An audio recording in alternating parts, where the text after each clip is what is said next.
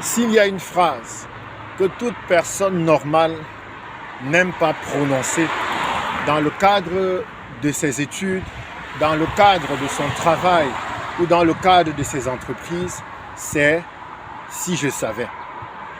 Si vous aussi, vous détestez prononcer ce type de phrase, alors cette vidéo vous concerne.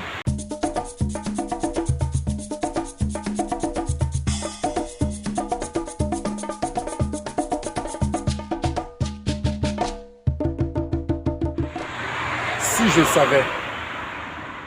Voilà une phrase que toute personne normale ne peut pas rêver prononcer. On n'a jamais vu quelqu'un commencer son année académique ou son année scolaire en disant à la fin de cette année, je serais content de prononcer la phrase « ouais, si je savais ». On n'a jamais vu quelqu'un entamer un boulot, entamer un nouveau poste chez son employeur avec l'intention de prononcer la phrase « oh, si je savais ». On n'a jamais vu quelqu'un décider de se lancer dans une activité génératrice de revenus ou dans un business en espérant à la fin ou en souhaitant à la fin prononcer la phrase « ah, si je savais ». La phrase « si je savais » est vraiment la conclusion la plus dramatique dans le cadre d'un projet. Que ce soit le projet scolaire ou de votre année académique, que ce soit le projet de votre parcours professionnel ou bien le projet de votre business. Vous ne pouvez pas croire qu'en prononçant la phrase « ah, si je savais », vous serez dans quelque chose de réjouissant. Cette phrase, c'est souvent la phrase que l'on prononce dans une situation fracassante d'échec. Et quand je parle ici d'échec, je ne vous parle pas d'un échec sur lequel vous pouvez rebondir pour pouvoir vous reconstruire. Mais je vous parle d'un échec dans lequel vous pouviez éviter les conséquences. D'un échec que vous pouviez éviter. D'un échec que vous étiez en mesure d'anticiper et que vous ne l'avez pas fait. Et très souvent, ça fait mal. Ça fait mal de se dire, il y a un an de cela, si je m'étais bien organisé, si j'avais suivi les conseils, si j'avais mis en pratique des choses qui m'étaient expliquées, je ne me serais pas retrouvé dans cette situation. Et c'est vraiment dommage parce que beaucoup de jeunes Africains prononcent beaucoup trop la phrase « si je savais ». Et dans cette série de vidéos que je commencerai sur à peu près 7 jours, nous voulons voir ensemble les 7 causes régulières de l'échec. Et lorsque je parle de l'échec, je vais toucher l'échec académique. Nous sommes en période de rentrée académique et scolaire.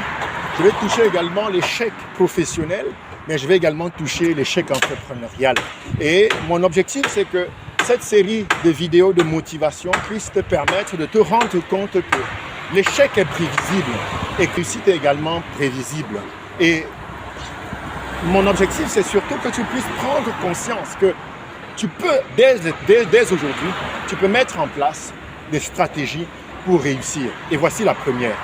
Pour ne rater aucune de nos vidéos, n'oubliez pas de vous abonner et d'activer la cloche. Le premier conseil que je vais te donner, ça va te sembler trivial, ça va te sembler banal, mais ce conseil consiste à te rendre compte que la meilleure façon d'échouer, c'est de ne rien faire pour réussir. Et dans ces conditions, je te garantis qu'à la fin de ton parcours, à la fin de cette année scolaire, à la fin de cette année académique, à la fin de ton parcours professionnel dans ce contrat dans lequel tu es actuellement, à la fin de cette activité dans laquelle tu essayes de générer du bénéfice, à la fin de ce projet entrepreneurial, si tu ne suis pas ce conseil, c'est sûr que tu vas dire « si je savais ». En réalité, la meilleure façon d'échouer, c'est de ne rien faire pour réussir. On verra par la suite qu'est-ce qu'on doit mettre en place pour construire la réussite, pour construire le succès. Mais ce que je voudrais que tu comprennes d'abord, c'est que le succès consiste en une série de décisions que tu dois prendre, à une série d'actions que tu dois mener.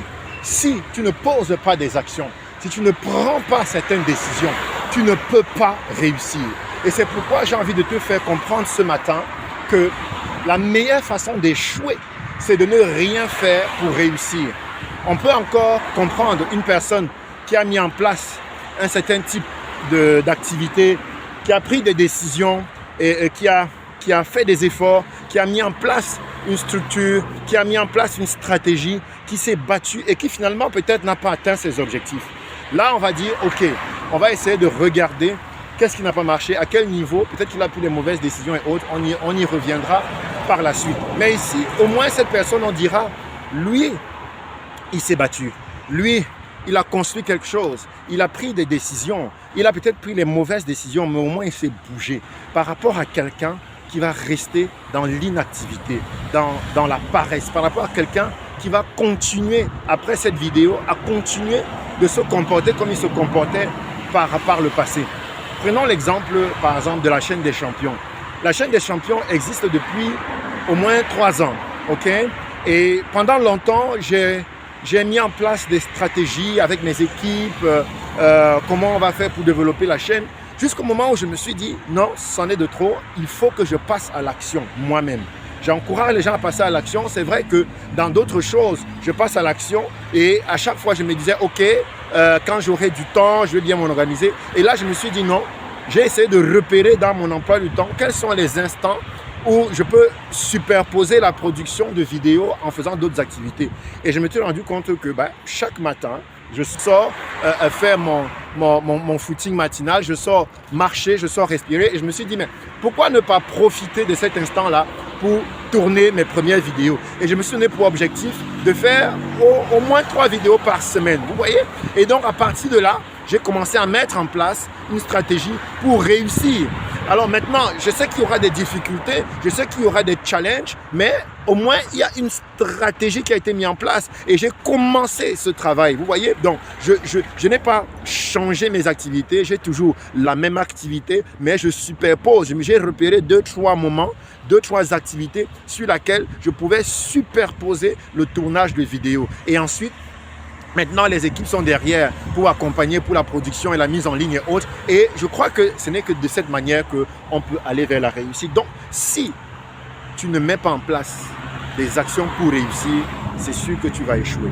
Alors, à partir d'aujourd'hui, moi, j'aimerais que dès aujourd'hui, par rapport à tes études, par rapport à ta formation professionnelle, par rapport à ton boulot, par rapport à cet emploi dans lequel tu as envie de progresser, par rapport à ce business dans lequel tu as envie de voir de la croissance, décide de mettre en place des actions qui vont te mener à la réussite. Si tu ne mets pas en place des actions qui vont te mener à la réussite, c'est sûr que tu vas échouer. L'échec, ce serait le statu quo. Ce serait de te rendre compte à la fin de l'année que tu n'as pas bougé de là où tu étais dans le cadre de ton business. Tu n'as pas évolué. L'échec, ce serait de te rendre compte que tu as raté ton examen alors que dès le début de l'année, tu aurais pu mettre en place des stratégies, des choses qui te mènent vers la réussite. L'échec, c'est de te rendre compte que depuis 1 an que tu es dans cette évolution, tu n'as pas été augmenté en termes de salaire, on ne t'a pas confié de nouveaux projets et ça, c'est l'échec. Et dès aujourd'hui, tu peux changer cela en mettant en place des choses qui vont t'amener à la réussite. J'espère que cette vidéo va vous permettre d'apporter un changement dans vos activités afin de vous garantir de la réussite. Et moi, je ne peux que vous dire, rendez-vous à demain. Nous allons avoir une série de vidéos sur les causes de l'échec. Et mon objectif, c'est que dès ce début d'année, dès cette rentrée littéraire, rentrée académique, rentrée professionnelle, rentrée business, que chacun se batte pour atteindre la réussite et devenir le champion que ta famille attend, le champion que ta communauté attend, le champion dont l'Afrique a besoin. Ciao. Pour ne rater aucune de nos vidéos, n'oubliez pas de vous abonner et d'activer la cloche.